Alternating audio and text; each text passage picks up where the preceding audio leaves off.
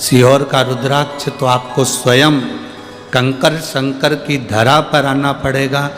कंकर, जैसे आज माननीय विधायक महोदय कह रहे थे कि हमने उस जगह पर देखा है कि जो कंकर शंकर की पूजन कर कर आता है और जो मांगता है वो मिलता है। उस भूमि को नमन करो, प्रणाम करो, हाथ फैलाकर बाबा से मांगो। भले तुम संपदा के लिए मांग रहे हो, रोग मुक्ति के लिए मांग रहे हो, चाहे किस भाव से मांगो। हम जानते हैं अभी कुबेरेश्वर धाम पर व्यवस्थाएं नहीं है, आप लोगों के हिसाब से वीआईपी कमरे नहीं है, रूम नहीं है, टीन शेड लगा है, हॉल बना है, जहाँ मर्जी पड़े सो जाओ, विश्राम करो, गादी तकिया लो, सब निःशुल्क में प्राप्त करके सो, वापिस जमा करो, भोजन प्रसाद में खिचड़ी महाप्रसाद का आनंद पाओ, रात्रि है पूरी सब्जी जो भी बन जाए आराम से पाओ, भगवान का भजन करो निःशुल्क। कोई रुद्राक्ष सीहोर कुबेरेश्वर धाम का कोई नहीं दे सकता। लोग कहते हैं हमारे यहाँ तो कुबेरेश्वर धाम का रुद्राक्ष लो, 100 रुपये दो, ये लो, 500 रुपये दो, ये लो, हम भेज देंगे सीहोर से बाहर। ना ना, हमारी समिति के द्वारा अलाउ नहीं है, क्योंकि मेरे बाबा ने जब हमको रुद्राक्ष अपने नेत्र के अश्रु से फ्री दिया है तो हम बेचने वाले होते कौन है, वो उसने दिया है उसको। आप दिल रखो, विश्वास। दुनिया का वो कौन सा पौधा है, दुनिया का वो कौन सा वृक्ष है जो सबसे सुंदर है, वो विश्वास है। आपका विश्वास जितना दृढ़ होता है, मेरा भोलेनाथ आपके सामने खड़ा मिलता है, आपकी दुख की घड़ी में आपके सामने। क्या किस्मत बदलती है? क्यों नहीं बदलती? जब सफेद कपड़ा उड़ा दिया जाए, सफेद कपड़ा जब उड़ा दिया जाए और पूर्ण तरह से व्यक्ति चला ही गया हो और उसके बाद भी शाम को 5 बजे अंतिम संस्कार हो रहा हो और पूरे मैसेज डल गए हों, लोग आ गए हों, और उसके बाद भी अगर वो प्राण दे सकता है तो काल पर भी भारी महाकाल होता है। काल पर भी भारी महाकाल होता है। अकाल मृत्यु वो मरे जो काम करे चंडाल का, काल उसका क्या बिगाड़े जो भक्त हो महाकाल का। जो शिव का उपासक होता है, शंकर का गुणगान करने वाला होता है, शिव की आराधना करने वाला होता है, अपने भीतर जो विश्वास को दृढ़ बना लेता है, वो फिर भटकता नहीं। कहां भटका? आप विदर्भ की धरा पर कथा सुन रहे हो। ये विदर्भ की भूमि के, विदर्भ के राजा विदर्भ राज, इनका एक नियम बड़ा पक्का था। जैसे इनकी बहन का नियम था शंकर का शिवलिंग का पूजन करना, ऐसे विदर्भ राज का नियम था शंकर भगवान का दर्शन करने प्रत्येक शिवरात्रि पर काशी जाना। प्रत्येक शिवरात्रि, हर महीने की शिवरात्रि, हाँ, प्रत्येक मासिक शिवरात्रि को विदर्भ राज काशी के लिए निकल जाते थे। अपनी टोली तैयार करी, संत साधु गुरुजन तपस्वी जन सबको साथ लिया, भगवान का गुणगान करते हुए नमः शिवाय, ओम नमः शिवाय जपते जपते जपते जपते चल चले।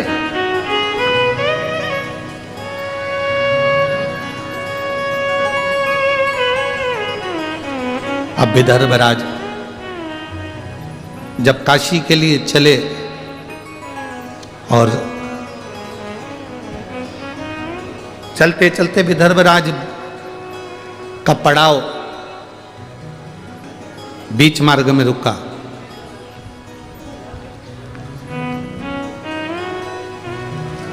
आज विदर्भ राज को नहीं मालूम था कि मेरा पड़ाव जहां पर रुका है ये कौंडल्य मुनि का आश्रम है।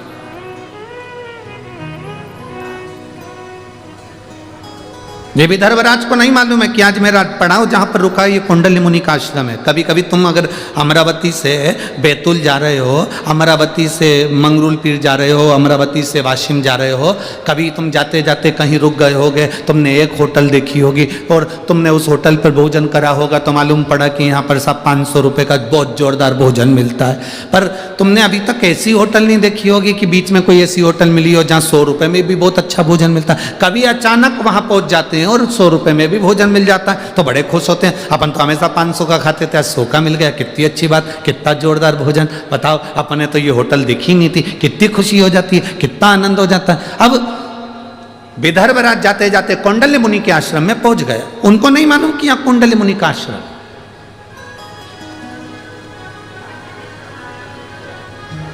उनके स्मरण में है ही नहीं। शिव महापुराण का पार्वती खंड कहता है, चलते चलते गाड़ी में बैठे बैठे, आपके साथ भी हुआ होगा और हमारे साथ भी हुआ है, गाड़ी में चलते चलते बैठे बैठे बस में चलते चलते अचानक तुम कुछ काम कर रही थी, बस में बैठी हुई थी, कुछ अपना झोला निकाल रही थी, बाहर हाथ खिड़की पे रख के ताक रही थी।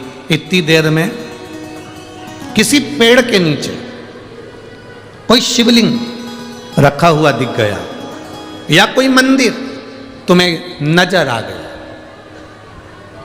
और तुमने उसको ध्यान लगाकर देखा, शिवलिंग को ध्यान लगाकर देखा, स्मरण में आया।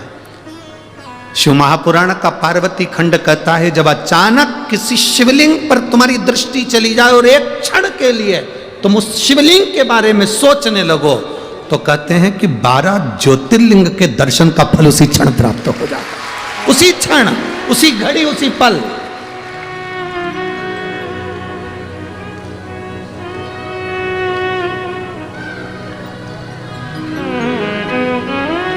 शिव का दर्शन, शिव महापुराण की कथा, शंकर भगवान का भक्त का दर्शन,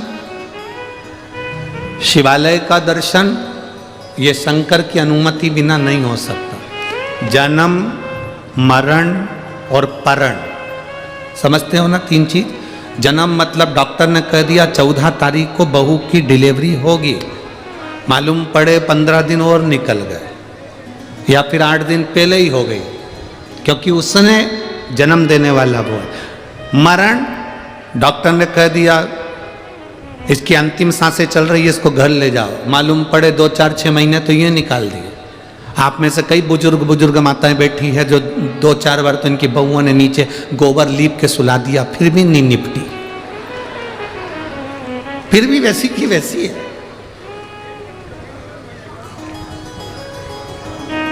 और कई ये लोग ऐसे थे जिनका सोचा ही नहीं था कि इसको कोई बीमारी होगी, इसको कोई तकलीफ होगी, इसको कोई कष्ट होगा, और सुनने को मिल गया, बेचारा मर गया, उसके प्राण छूट गए। मरण, जन्म उसके हाथ में, मरण उसके हाथ में, और परण मतलब विवाह, शादी।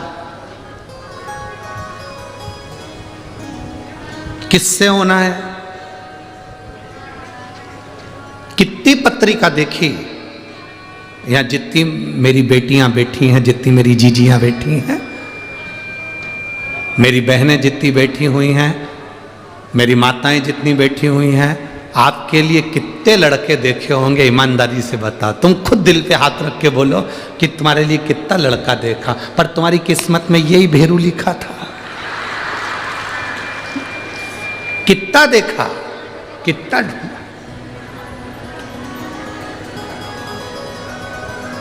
बोलो री जी हो, उधर वाली सही है कि गलत है? सही है ना? कितने ढूंढे, किसी से पत्रिका नहीं मिली, किसी से नाम नहीं मिला, किसी का संबंध पसंद नहीं आया, किसी की नाक टेढ़ी थी, किसी की आंख बेंगी थी, कोई अटका था, नाम पूछो तो अटक जाता था, पूछा नाम क्या तो के फू बोल चल। 2 घंटे में फू निकला, आधे घंटे में चंद निकला।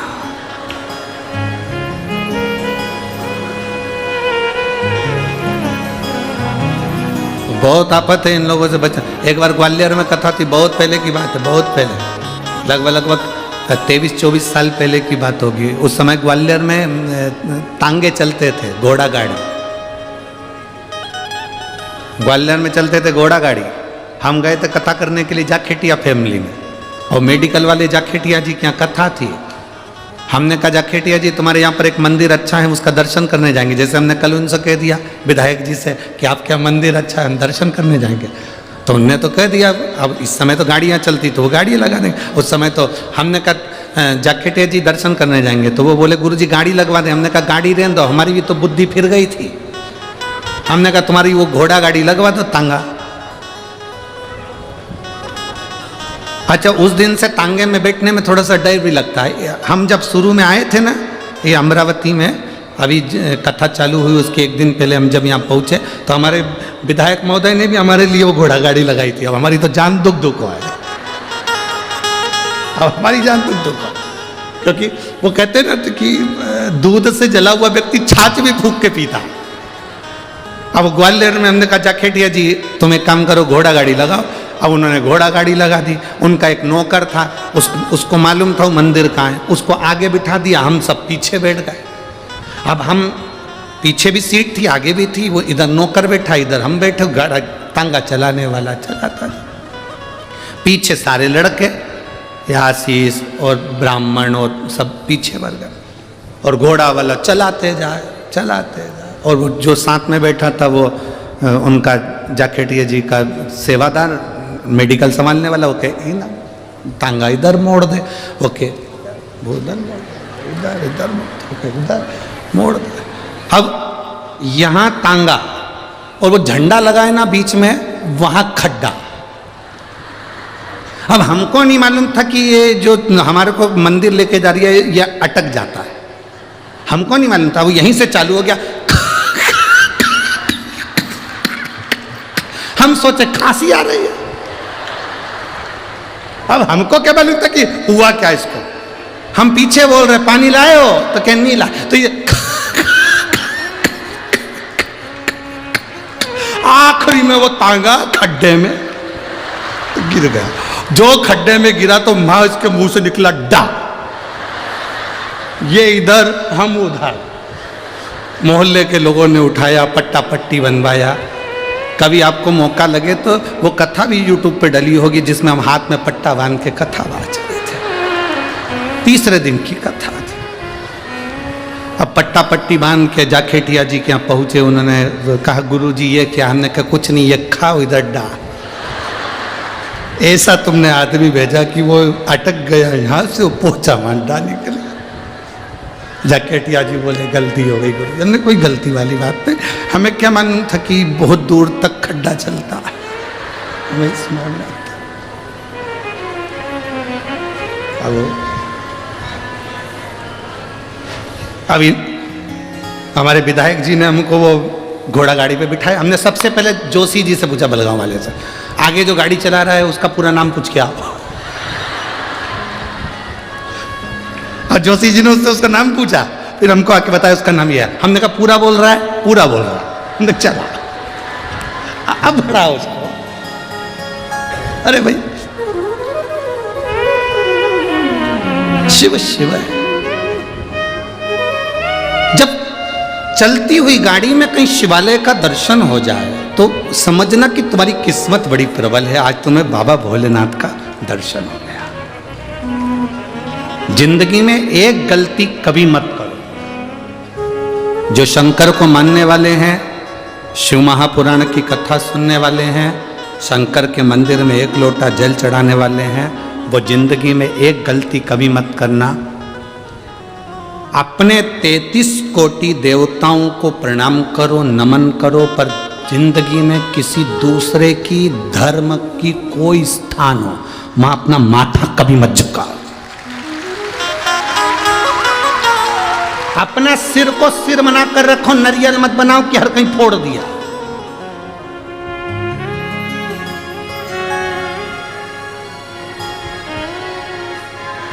अपने देवताओं के आगे मस्तक झुकाओ, दूसरे के आगे नहीं।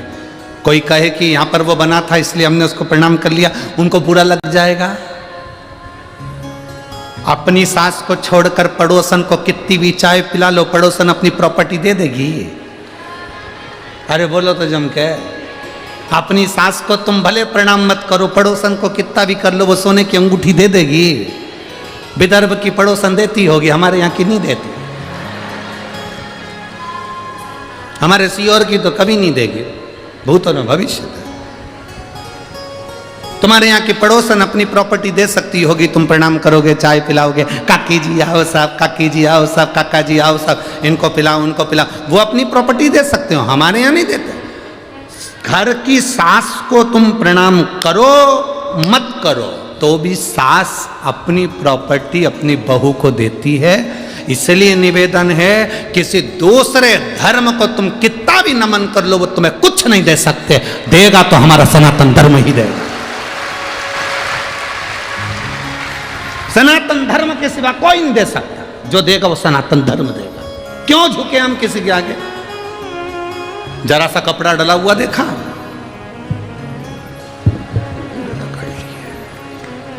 फिर कहीं पे कपड़ा डला हुआ देखा। भगवान ने भी सोचा लगा ले पड़ोसन को कितनी भी धोख लगा, अब आना मेरे पास लोटा भर के जल चला ले, अब आ तू लगा।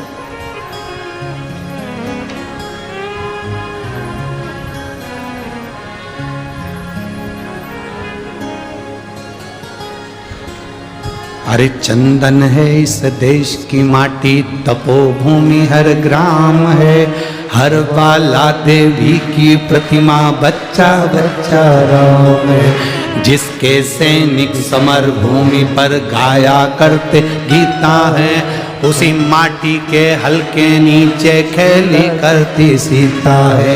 चंदन है इस देश की माटी, तपोभूमि हर ग्राम है, हर बाला देवी की प्रतिमा, बच्चा बच्चा राम। यहाँ का एक एक बच्चा राम है। अपने धर्म को छोड़कर दूसरा धर्म नहीं है। कोई कितना ही कहे, हमें नहीं जाना।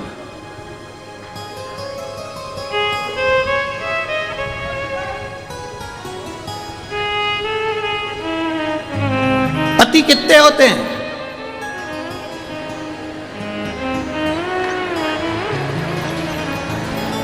अरे बोलो तो तुम बोलो जरा जम के। पति एक है तो परमात्मा भी एक है। देवाधिदेव महादेव, मेरा राम, मेरा कृष्ण, मेरा शिव एक है। कहां भटकना हमको? कहां जाए? किस जगह पर?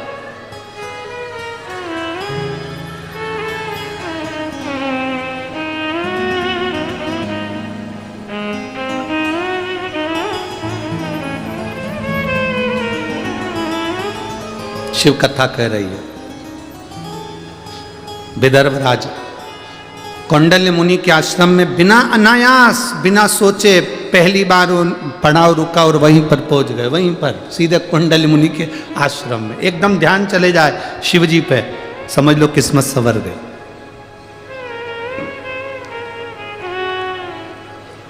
अचानक तुम्हारे घर के लोग कह दे कहाँ जा रही हो?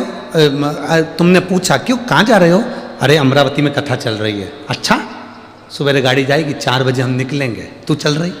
अरे जरूर चलो। जल्दी से जाके 2-4 रोटी बनाई, पराठा मराठा सेक के कपड़े में बांध के गाड़ी में बैठ गई।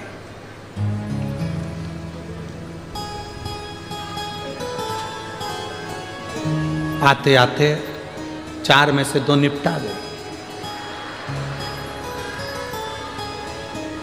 आगे वाली पूछ रही थी क्या हो गया?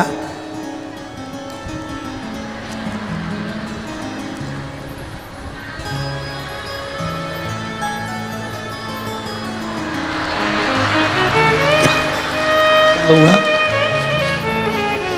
ठंड है, दांत कटकटा रहा है। दांत कटकटा रहा है कि वो जो पूड़ी बना के लाई है वो कटकटा रही है। दांत खटखटा रहा।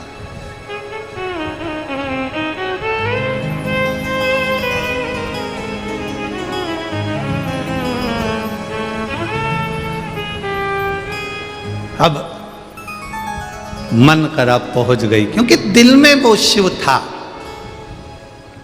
विदर्भराज के दिल में विश्वनाथ बसे हुए थे। विश्वनाथ जाते जाते बीच में कौंडल्य मुनि के आश्रम में रुक गए। कौंडल्य मुनि के आश्रम में रुके। आज तक नहीं गए थे, पहली बार आज तक नहीं गए। और कौंडल्य मुनि के आश्रम में जैसे ही प्रणाम करा, कौंडल्य मुनि तो तप साधना में लीन थे, नेत्र बंद थे। विदर्भराज ने देखा कि पहली बार इस आश्रम में आया हूं, बड़ा सुंदर है। बैठ गए, पूछा मुनि जी आश्रम में नेत्र कब खोलेंगे, इनका दर्शन कब होगा? कहा पता नहीं कब नेत्र खोलें। राजा कौंडल्य मुनि के आश्रम में राजा विदर्भराज ने सोच लिया अब जब तक मुनि नेत्र खोलकर मुझे दर्शन नहीं देते तब तक मैं जाऊंगा भी, तब तक नहीं जाऊंगा। संकल्प जब हमारा पक्का होता है तो परमात्मा उसको पूर्ण करता है। एक पत्र है, देखिए।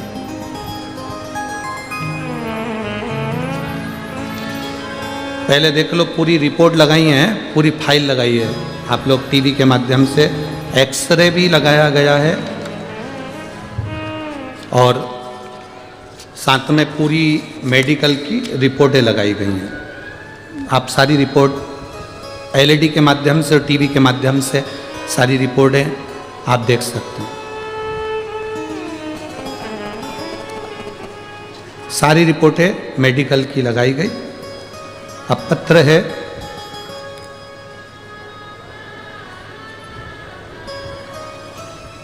मैं पुसद शहर महाराष्ट्र से हूं, मेरा नाम सूरज नेवल, मेरा मोबाइल नंबर ये है। कहीं बैठे हैं, कहीं बैठे हो तो हाथ हिला सकते हैं। मेरा नाम सूरज नेवल है, मैं पुसद शहर महाराष्ट्र से हूं, मेरा मोबाइल नंबर ये है। कहीं बैठे हो तो हाथ हिला सकते हैं। अच्छा इधर है क्या? हाँ हाथ हिलाओ एक बार, ठीक है, दिख गए। बच्चे को लाए हो के साथ में? लिया उसको ऊपर, लिया। मैं पुसद शहर महाराष्ट्र से हूं, मेरा नाम सूरज नेवल है, मेरा मोबाइल नंबर यह है। स्वामी जी, पशुपति व्रत की महिमा का मैं क्या वर्णन करूं। मेरी बीबी को 7वां महीना चल रहा था, डॉक्टर पर सोनोग्राफी कराई। सोनोग्राफी की रिपोर्ट में आया, डॉक्टर ने बताया कि बच्ची की एक किडनी नहीं है और रीढ़ की हड्डी टेढ़ी है। फिर हमारा मन नहीं माना, हम इसको नांदेड़ ले गए। नांदेड़ के डॉक्टरों से रिपोर्ट दिखाई, नांदेड़ के डॉक्टरों ने वापस सोनोग्राफी करी। सोनोग्राफी देखकर नांदेड़ के डॉक्टरों ने कहा कि इसकी यह किडनी नहीं है और इसकी रीढ़ की हड्डी टेढ़ी है, ये बच्ची विकलांग है। इस बच्चे को आप चाहो तो रखो, नहीं तो 7वां महीना चल रहा है, ये बच्चा किसी काम का नहीं। ये कभी जिंदगी में बैठ नहीं पाएगा, उठ नहीं पाएगा, इसके किडनी नहीं है, इसको भोजन नहीं पचेगा, इसकी यूरिन की प्रॉब्लम रहेगी और उसका शरीर कुछ ही समय का रहेगा। तब मेरी माता ने पशुपतिनाथ का व्रत किया। मेरी धर्मपत्नी शिवजी को जल चढ़ाना प्रारंभ करी। उसका आचमन नंदी के पास बैठकर कुंदकेश्वर महादेव के नाम से करना प्रारंभ करा। बाबा का हम क्या गुणगान करें गुरुदेव। 7वें महीने में डॉक्टर ने कह दिया था इसकी किडनी नहीं है, रीढ़ की हड्डी टेढ़ी है, बच्चा विकलांग है, मानसिक बुद्धि से भी बेकार रहेगा। हमने उस बच्चे को रखा और शंकर के भरोसे छोड़ दिया। मेरी माता ने पशुपति व्रत करे, मेरी पत्नी ने शिवजी को जल चढ़ाया, बेलपत्र खाना प्रारंभ करा। नंदी के पास बैठकर श्री शिवाय नमस्तुभ्यम का जाप करना प्रारंभ करा। जब मेरे बच्चे का जन्म हुआ, डॉक्टर ने जब रिपोर्ट निकाली तो बाबा की ऐसी कृपा थी, उसकी दोनों किडनियां थी और रीढ़ की हड्डी भी मजबूत थी और मेरा बच्चा पूर्ण तरह से स्वस्थ है। मैं उसको लेकर कथा में आया हूं। डॉक्टर ने जो जो रिपोर्ट बताई थी कि रीढ़ की हड्डी नहीं, रीढ़ की हड्डी टेढ़ी है, किडनी नहीं, वो सारी रिपोर्टें आपको लगाई गई है गुरुदेव, जिसमें किडनी नहीं है। सारी रिपोर्ट नांदेड़ की भी और हमारे यहाँ की भी लगाई गई, जिसमें एक किडनी नहीं है और रीढ़ की हड्डी भी टेढ़ी है। आप उस एक्सरे में देख सकते हैं और आप उस सोनोग्राफी में देख सकते हैं। बाकी के जब जन्म के बाद वापस उसके एक्सरे हुए, जन्म के बाद उसका जो चार्ट देखा गया, उसमें उसकी रीढ़ की हड्डी भी थी और उसकी दोनों किडनियां भी थी। मैं बाबा को यहाँ नमन करने आया हूँ, उसका फोटो भी लगाया है। बच्चा आया, लिया।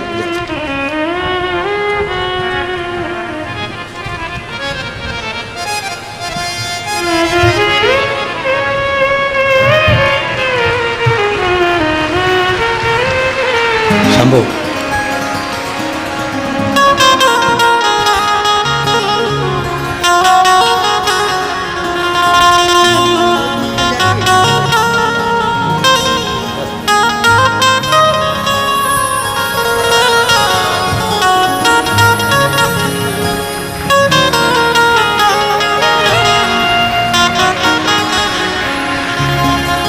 अरे लुटा दिया भंडारे शिवाने, कर दिया माला शिवाने। शिव कथा कहती है आपका विश्वास जितना दृढ़ होगा, एक पौधा एक वृक्ष ऐसा है वो विश्वास का है, वो भरोसे का। अपना भरोसा कभी मत छोड़ो, अपना भरोसा कभी छूटना नहीं चाहिए, विश्वास कभी छूटना नहीं चाहिए। महाराज यमराज को यदि काल कहते हैं तो मेरे महादेव को महाकाल कहते हैं। जो कोई नहीं कर सकता, जरा विचार करो, जिसका 5 बजे अंतिम संस्कार होने वाला हो, उसके शरीर में प्राण आ सकते हैं? जरा विचार करिए। उसने पूरा एड्रेस लगाया, ये भाई ने पूरी जांचें लगाई, ऐसी कोई जांच नहीं जिसमें उसने लगाया ना हो, जिसमें उसने स्पष्ट किया कि इसमें एक किडनी नहीं है और रीढ़ की हड्डी पूरी बेकार है। पूरी जांचें लगाई उसने, एक एक जांच, रिपोर्टें लगाई, एक्सरे लगाए, जो कोई ना कर पाए वो मेरा देव अधिदेव महादेव कर देता, कोई ना कर। मेरी जीजियों, मेरे जीजाओं, मेरे भाई, मेरी बहनों, मेरी बेटियों, मेरे बेटाओं, मेरी माताओं, आप कथा में जरूर आए हो, पर मेरा भरोसा, ये विश्वास करता है, शिव पुराण की कथा का विश्वास करता है। आपने 5 दिन की कथा सुनी, कोई ने 2 दिन की सुनी, कोई ने 3 दिन की सुनी, कोई 1 दिन की सुना, कोई विराम दिन की सुना, ये भरोसा करता है।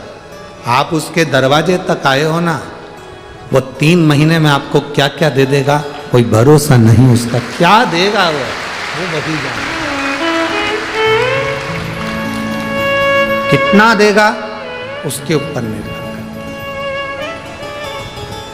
खाली न जाता कोई दर से तुम्हारे, खाली न जाता कोई दर से तुम्हारे, मैं भी खड़ी हूँ नन्ही बाहें पसारे, अपने से लगा लो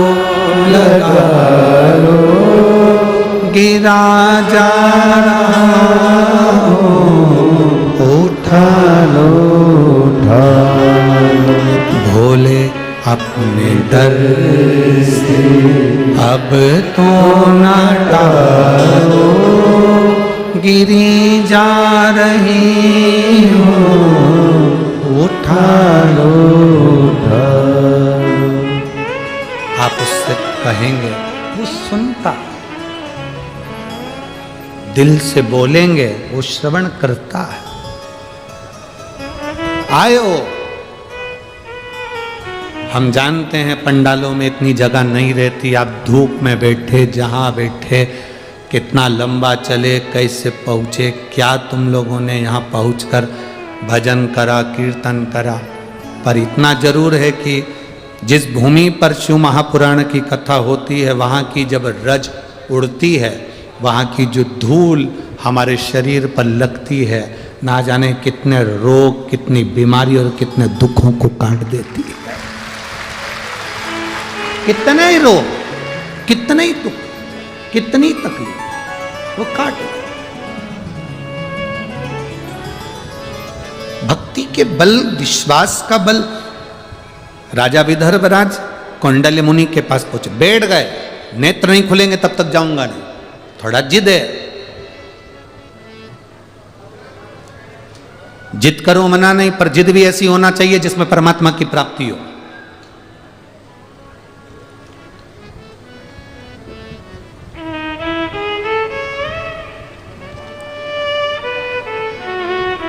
जिद करो मना नहीं, पर जिद भी ऐसी हो जिसमें परमात्मा की प्राप्ति हो। बैठ गए विदर्भराज, कौंडल्य मुनि के नेत्र बंद,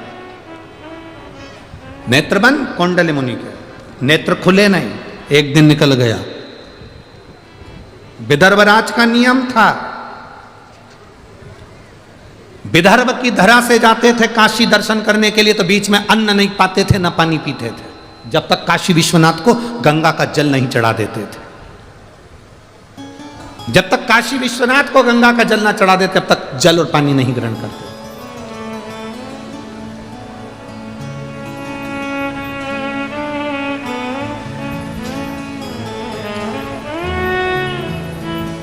कल हम माननीय सांसद महोदय जी से कह रहे थे, श्रीमती नवनीत जी राणा जी से, कि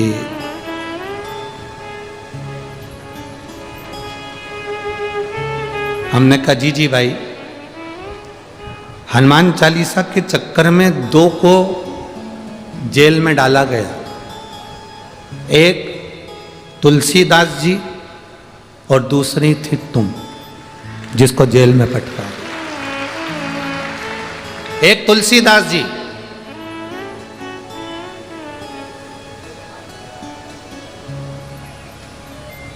एक महिला गंगा के घाट पर तुलसी बाबा के सामने तुलसीदास जी रामचरितमानस लेकर बैठे हुए थे, पढ़ रहे थे।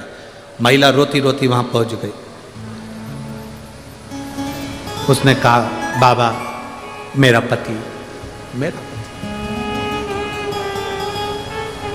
बाबा मेरा पति, बस उसने कहा मेरा पति। तुलसी बाबा के मुख से निकल गया, क्या चिंता करना, अखंड सौभाग्यवती। भाव वो कह रही है, मैं तो कहने वाली थी कि मेरा पति चले गए और आपने मुझे वर दे दिया, अखंड सौभाग्य। तुलसीदास जी कहे, ये तो राम जी ने मुंह से निकलवाया है, राम जी जाने। पति को ले जा रहे थे अंतिम संस्कार के लिए, नारी रुकी, तुलसीदास जी को देखा। नियम था, पहले का नियम था, पति को जब अंतिम संस्कार के लिए लेकर जाते थे तो पत्नी हाथ जोड़कर लाल चूनर पहनकर पीछे पीछे चलती थी, क्योंकि वो सती होती थी, जा रही थी। तुलसीदास जी को देखा, चरणों में पड़ गई, मेरा पति। तुलसीदास जी मन में सोचे कि ये तो सवेरे मिली थी और मैंने इसको अखंड सौभाग्यवती होने का कहा था, और ये इसका पति तो मर गए, मर गए। तुलसीदास जी ने आरती ले जाने वालों से कहा, थोड़ा नीचे रखकर इससे एक बार इसके कानों में राम किलवा लूं, मैं राम किलवा लूं। नीचे अर्थी रखी, लोग हंसने लगे, मरा हुआ 4 घंटा हो गया और ये कहे कि राम किलवा लो। तुलसीदास जी ने उसके कानों में कहा, राम राम राम। लोग हंसकर बोले, क्या है ये राम? कि राम नाम ही तो सत्य है, उसके सिवा कुछ नहीं। इसका प्रमाण कौन देगा कि राम नाम सत्य है? तुलसीदास जी बोले, प्रमाण तो केवल राम जी दे सकते हैं, या फिर ये उठ के दे सकता है। 2 मिनट हुए, मुर्दा उठकर कहता है, राम नाम सत्य है। अकबर तक बात पहुंच गई, अकबर तक, कि मुर्दा जिंदा हो गया, राम नाम के बल पर मुर्दा जिंदा हो गया। अकबर ने तुरंत बुलाया तुलसीदास जी को और कहा कि हमने सुना है तुम मुर्दे को जिंदा कर देते हो, तो हम एक मुर्दे को तुम्हारे सामने रखते हैं, जिंदा करके बताओ।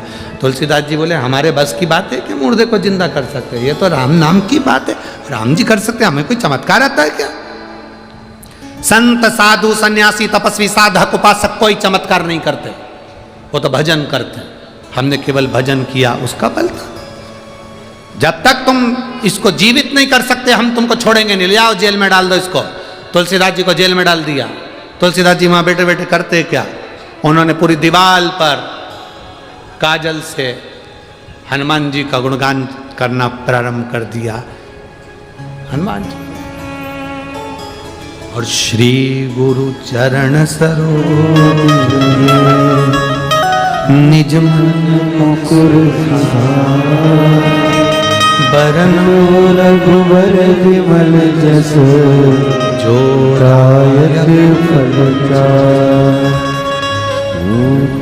उन्होंने लिखना प्रारंभ करा, जो लिखा चौपाई पर चौपाई। जय हनुमान ज्ञान गुण सागर, जय कपीस लोक उजागर। राम दूत अतुलित बल धामा, अंजनी पुत्र पवन सुत नामा। महावीर विक्रम बजरंगी, सुमति निवार सुमति के संगी। कंचन वरण विराज सुबेसा, कानन कुंडल कुंचित केसा। जैसे जैसे तुलसीदास जी लिखते जा रहे थे, अकबर के पास सूचना आ गई कि छत पर 2 बांदर आकर बैठ गए। 2 बंदर भगा दो। सूचना मिली कि वो 4 हो गए, भगा दो। 8 हो गए, भगा दो। मालूम पड़ा कि अकबर के नगर में बंदर ही बंदर इकट्ठे हो गए। कोई दरवाजा बजाए, कोई सामान तोड़े, कोई फेंके, कोई बाग, कोई बगीचा। अकबर समझ नहीं पाया क्या हुआ। तुलसीदास के पास जाकर क्षमा मांग ली, तू स्तुति बंद कर। तब तुलसीदास पवन तनय संग